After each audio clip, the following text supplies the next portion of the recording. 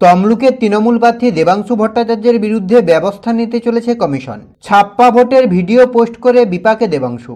ষষ্ঠ দফার ভোটে দিনভর উত্তপ্ত ছিল তমলুক। খেলা যেন হচ্ছিল বিজেপি এবং তৃণমূলের।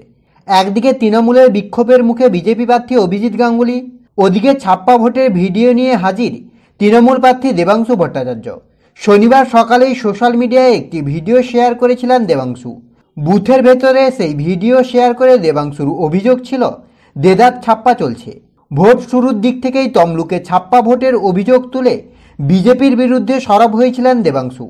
যদিও সেই ভিডিও সত্যতা যাচাই করেনি বাংলার খবর ইউটিউব চ্যানেল। এরই মধ্যে নির্বাচন কমিশনের তরফ থেকে সেই অভিযোগ খারিজ করে দেওয়া হয়েছে। কমিশন জানিয়েছে কোনো ছাপ্পা হয়নি। যেই ভিডিও দেখা যাচ্ছে সেখানে ভিভিপ্যাট বদল করা হচ্ছিল। পাল্টা নির্বাচন কমিশনের প্রশ্ন, তৃণমূল প্রার্থী দেবাংশু ভট্টাচার্যের কাছে সেই ভিডিও গেল কিভাবে? জানা যাচ্ছে এই নিয়ে পদক্ষেপ করতে চলেছে কমিশন, কারণ সেই ভিডিও কমিশন কাউকে দেয়নি। তাহলে কিভাবে ভিডিও লিক হলো, কে তা ছড়িয়ে দিল, সমস্ত খতিয়ে দেখতে চলেছে কমিশন।